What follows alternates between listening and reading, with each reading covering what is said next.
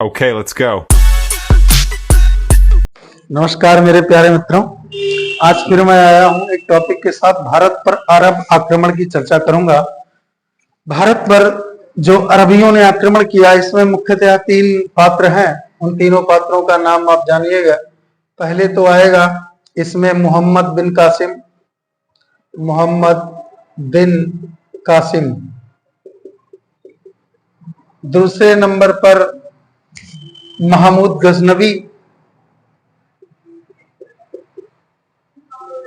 गजनवी मित्रों ये आता है। और तीसरे नंबर पर मोहम्मद गौरी आता है।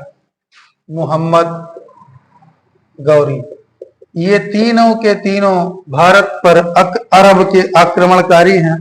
मित्रों, अब मैं कहानी बताता हूं कि मोहम्मद बिन कासिम का पहला जो आक्रमण होता है पंजाब वाले सिंध वाले इलाके पर 712 ईस्वी में।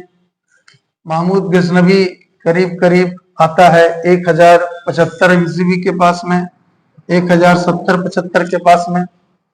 हाँ, महमूद गजनवी नहीं, 1075 नहीं, 1000 से लेकर के 1026 तक। और अगर देखा जाए ये रहता है। और उसके बाद में 1175 से ये भाई साहब मोहम्मद गौरी जी आ जाते हैं। ये टाइम काल इनका है। तो एक बार पुनः टाइम काल फिर से क्लियर कर लीजिए। बल्कि 75 नहीं, 2 साल पहले ही आ जाता है, 73 से। ठीक है। और यहाँ पर ये 1206 तक रहता है। देखिए, मोहम्मद बिन कासिम पहला आक्रमणकारी भारत पर 712 ईस्वी में ये आक्रमण करता है। तो इसके आक्रमण का कारण क्या था कि भारत को क्या कब्जा करना था? नहीं। देखिए, अरब के जो मुस्लिम संप्रदाय के लोग थे, इन लोगों ने लगभग यूरोप के समाज पर काफी कब्जा कर लिया था। ये स्पेन, इराक, सीरिया, पर्सिया, मिस्र, अरब, ये सब कुछ इनके वश में आ गया था। वही करीब करीब 7वीं-8वीं शताब्दी तक मोहम्मद बिन कासिम का आक्रमण भारत पर 712 में होता है। और इस आक्रमण का कारण ये अनायास नहीं होता, ना भारत पर कब्जा करने के लिए आक्रमण होता है, ना ही भारत पर शासन करने के लिए, बल्कि एक समुद्री लुटेरा था, भारत में रहता था समुद्री लुटेरा। उस समुद्री लुटेरे का नाम था दोवेल।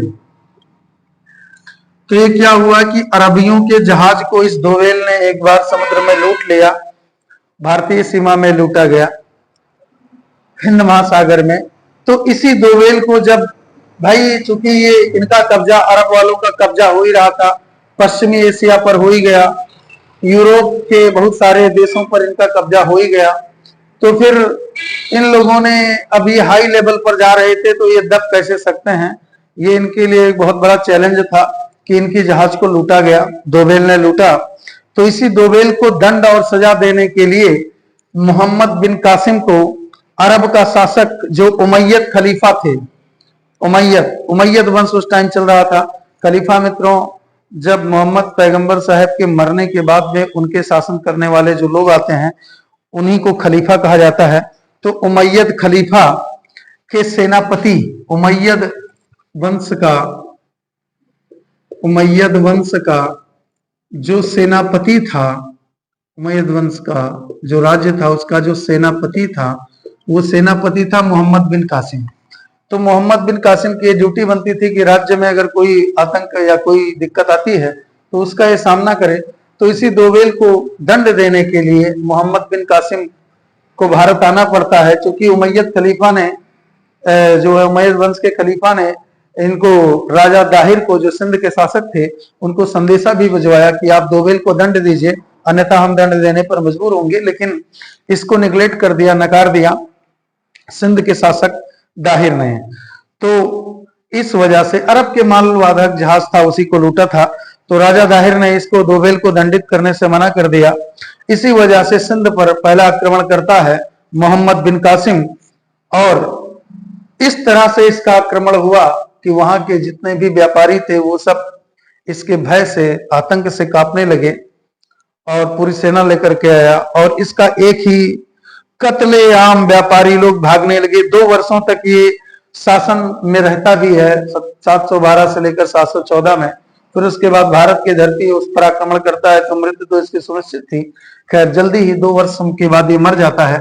खैर दोवेल को इसने दंड दे दिया और इस तरह से 2 वर्ष तक भारत को इसने खूब लूटा घसोटा और खूब अरब। देखिए बार बार क्वेश्चन पूछा जाता है कि मोहम्मद बिन कासिम के भारत पर आक्रमण करने का क्या रीजन था, तो वो रीजन मेन यही था कि उसको लूटना था और इस दोवेल को दंड देना था, समुद्री लुटेरे को, ना कि भारत पर उन्हें कब्जा करना था। और जब यहाँ पर ये वापसी गया, खैर मर गया 714 में, यहाँ पर बहुत सारे लोग जो अरब के आए यहीं पर बस गए और स्थानीय लोगों से अपना रिश्ता बनाने लगे, इसीलिए इनकी संख्या आज भी आप जानते हैं काफी विस्तृत हो चुकी है।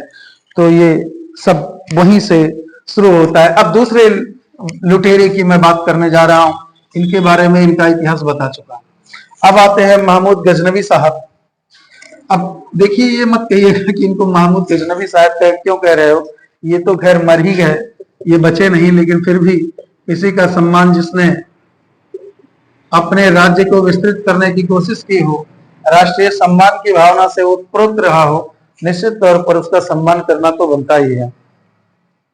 अगर यहां से देखा जाए तो महमूद गजनवी, अब महमूद गजनवी का जो अटैक है भारत पर, वो 17 बार ये अटैक करता है। इसकी कहानी बड़ी विचित्र है, सुनाऊंगा तो थोड़ा टाइम लग जाएगा। 1000 से 1026 तक, और चूंकि ये गजनी वंश के संस्थापक सुबुक्तगीन का ये पुत्र था, सुबुक्तगीन का पुत्र था, ये गजनी वंश के संस्थापक थे और महमूद गजनवी इन्हीं सुबुक्तगीन का ही पुत्र था, बेटा था। और ये सेनापति भी था अपने शासन में। 1001 में इसने सबसे पहला आक्रमण जो है 1001 में हिंदू शाही शासक जयपाल के ऊपर ये आक्रमण करता है और पंजाब वाले इलाके में, और मारता है इनको पूरा ध्वस्त हिंदू शाही शासक जयपाल। और उसके बाद में दोबारा इसका 1004 से 1006 तक युद्ध चलता है पंजाब और मुल्तान वाले इलाके पर, मथुरा, कन्नौज, और फिर 1014 से लेकर के 1019 तक ये इधर तो क्या करता है, इधर जयपाल हिंदू शासक और इधर पंजाब और मुल्तान, इन सबको जीत लेता है। यहाँ पर लूट मार करता है और 1014 से लेकर 1019 के बीच में मथुरा तो मंदिरों को इसने लूटना किया। मथुरा के मंदिर लूटा, कन्नौज में लूटा, थानेश्वर में लूटा, नगरकोट के मंदिरों को लूटा, और 1008 में नगरकोट के मंदिर को लूटा। ये बहुत ही फेमस है, याद रखिएगा। 1025 में जो इसकी सबसे तगड़ी और भयंकर लूट भारत में कही जाती है इस महमूद गजनवी की, वो लूट है 1025 में। मित्रों 1025 में ये सौराष्ट्र के यानी गुजरात के सोमनाथ मंदिर पर यह आक्रमण करता है और अपार संपदा को भारत से लूट करके अरब को लेकर चला जाता है। इसका मेन टारगेट 17 बार आक्रमण करने का महमूद गजनवी का, इसका टारगेट केवल भारत को लूट करके और मध्य एशिया के जो इसका साम्राज्य था उस साम्राज्य को विकसित करने के लिए, उसे डेवलप करने के लिए, उसकी आर्थिक स्थिति को सुधारने के लिए भारत को बार बार लूट रहा था। क्योंकि भारत सोने की चिड़िया कही जाती थी मित्रों, अपार संपत्ति की तरफ सभी अरबवासी जो थे वो अट्रैक्ट थे। लेकिन गुजरात के शासक सोमनाथ मंदिर को लूटा, काफी दिन तक वहां पर उस मंदिर को लूटता रहा, तोड़ता फोड़ता रहा। लेकिन फिर गुजरात के शासक भीम सेकंड, BHIM भीम द्वितीय, भीम सेकंड, जो गुजरात के शासक उस टाइम पर थे, उस काल में उन्होंने आक्रमण की इसको चेतावनी दी, तो उस आक्रमण के भय से ये छोड़कर भाग जाता है भारत को छोड़ करके। ये इसकी लास्ट लूट थी और इस लूट में लगभग भारत को एक खंगाल देता है, कुछ भी नहीं बचता है। तो खैर ये अपार धन संपदा का स्वामी बन गया और यहां से भारत से ले गया। अब तीसरा जो अरब का आक्रमणकारी है वो मोहम्मद गौरी है मित्रों। इसके बारे में थोड़ा डिटेल से बात करेंगे क्योंकि इसकी वंशावली, इसके गुलाम भारत में शासन करते हैं और ये मोहम्मद गौरी हमारा लास्ट पॉइंट है इस अरब के उसमें आक्रमणकारियों में। मोहम्मद गौरी 1173 से लेकर के 1206 से कुतुबुद्दीन ऐबक का राज हो जाता है गुलाम वंश का। इसकी मृत्यु के पश्चात में, तो मोहम्मद गौरी 1773 में ये गजनी की गद्दी पर बैठा। और जब गजनी की गद्दी पर बैठा तो चूंकि मध्य एशिया में जो ख्वारिज्म प्रांत था उसकी शक्ति बहुत बढ़ रही थी, और इसे भी अपने साम्राज्य को थोड़ा सा, वही महमूद गजनवी के बाद में आता है मोहम्मद गौरी, ये भी गजनी का ही शासक होता है, गद्दी पर बैठा। तो अपने साम्राज्य को विस्तार करने के लिए इसने सोचा अगर ख्वारिज प्रांत की तरफ मैं चलता हूं तो चूंकि वहां पर हमारे ही पड़ोसियों का यानी मुस्लिम कास्ट का ही राज्य है, तो उनकी शक्ति से ये बहुत डर रहा था। इस वजह से इसने निर्णय किया कि अपने राज्य को अगर गजनी को बढ़ाना है तो विस्तार भारत की तरफ होगा, और भारत की ओर ये बढ़ने लगा। इसकी एक विशेषता थी मित्रों कि लूटपाट की जगह इसने लूटपाट को नहीं अपनाया। इसने सोचा कि लूटपाट की जगह अस्थाई शासन को इसने प्रमोट किया कि भारत में हम शासन करेंगे और अपने राज्य में इस भारत को भी मिलाएंगे ताकि हमारा गजनी शासन जो है वो काफी बड़ा हो जाए। और अस्थाई शासन को इसने प्रेफर किया लूटपाट की जगह, और जो भी जगह कोई जीतता था वहां पर एक गवर्नर की नियुक्ति कर देता था कि इसके देख रेख करने के लिए हर एक प्रांत में गवर्नर की ये नियुक्ति कर देता था। मित्रों, इसकी कहानी जो है वो सबसे, इसके बाद में 1175 से 1190 तक मुल्तान, सिंध और पंजाब इन सभी इलाकों में आक्रमण करता रहा। उसके बाद ये गंगा और यमुना के मैदान दोआब में प्रवेश करता है। इसका जो मेन युद्ध होता है वो 1191 का तराइन का फर्स्ट युद्ध, ये युद्ध विख्यात है। और ये तराइन का फर्स्ट युद्ध 1191 में सबको मालूम है कि पृथ्वीराज चौहान और मोहम्मद गौरी के बीच में हुआ था। इस युद्ध में ऐसा पृथ्वीराज चौहान ने ऐसे वीरता दिखाई कि मोहम्मद गौरी इस युद्ध में मरते मरते बचा और बहुत अच्छी तरह पराजित हुआ और अंत में मरते मरते बच ही गया। मतलब क्यों बच गया? क्योंकि हमारे वीर पुरुष, हमारे वीर नायक पृथ्वीराज चौहान जी इसके जान को बख्श देते हैं। लेकिन पृथ्वीराज चौहान, भारत के लोगों में एक विशेषता थी कि ये निश्चिंत हो जाते थे, शत्रु पर भी भरोसा कर लेते थे। ये वापसी तो चला गया, लेकिन फिर भी जिस इलाके को इन्होंने जब जीता तो इन्हें मोर्चाबंदी करनी चाहिए थी। किसको? पृथ्वीराज चौहान को। तो पृथ्वीराज चौहान ने तराइन का फर्स्ट युद्ध तो जीत लिया, लेकिन पुनः ये आक्रमण करे इसकी कोई व्यवस्था नहीं बनाई कि पुनः ये आक्रमण ना कर सके। मोर्चाबंदी, जो बॉर्डर मजबूत करने चाहिए थे, उन बॉर्डरों को इन्होंने, पृथ्वीराज चौहान साहब ने ध्यान नहीं दिया। मोहम्मद गौरी, इसमें Ghori versus war of Prithviraj Chauhan, ये प्रथम युद्ध याद रखिएगा। और इसमें विजेता कौन होता है? चौहान जी होते हैं। पृथ्वीराज चौहान इसमें विजेता हो जाते हैं। तो अपने अभिमान के कारण इन्होंने बंदी नहीं की, मोर्चाबंदी नहीं की, और 1192 में मित्रों 1 वर्ष तक अपनी शक्ति को मोहम्मद गौरी बढ़ाता रहा। और 1192 में उसने सुनियोजित तरीके से युद्ध किया और वहां के शासक थे, कन्नौज के शासक, उनका क्या नाम है, जयचंद को अपनी तरफ ये मिला लेता है।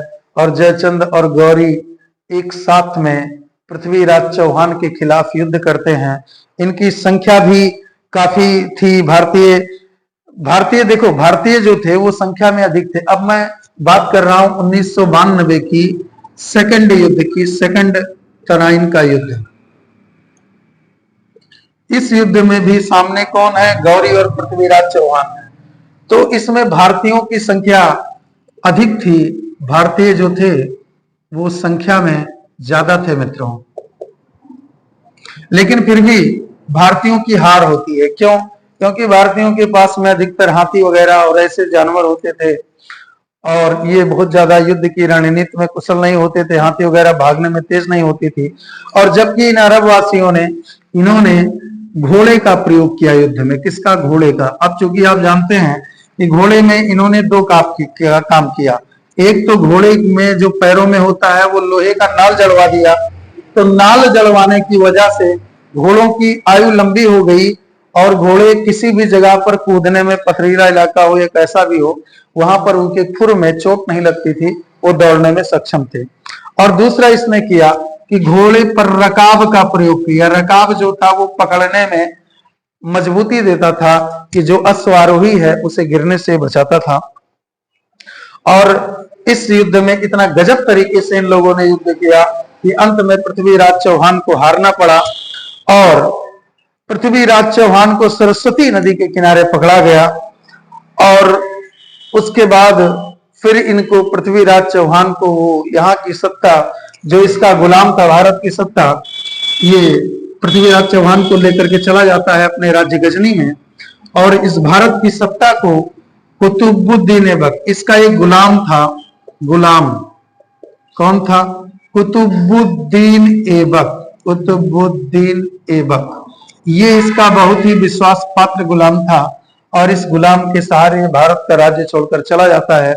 और 1206 में जब मोहम्मद गौरी की मृत्यु हुई तब से कुतुबुद्दीन ऐबक भारत का सुल्तान बन जाता है। नहीं तो उसके पहले केवल इनका एक सहायक बनकर के ये काम कर रहा था। तो यहीं से फिर गुलाम वंश की भारत में शुरुआत होती है, मुस्लिमों का राज्य मित्रों स्टार्ट हो जाता है। वो मैं चर्चा अगले क्लास में करूंगा। आज के वीडियो में ये 3 अरब आक्रमण के बारे में, 3 लोगों के बारे में बताया गया। मित्रों अगर आपको वीडियो अच्छी लगती है तो प्लीज इस वीडियो को लाइक कीजिए, शेयर कीजिए और सब्सक्राइब कीजिए। और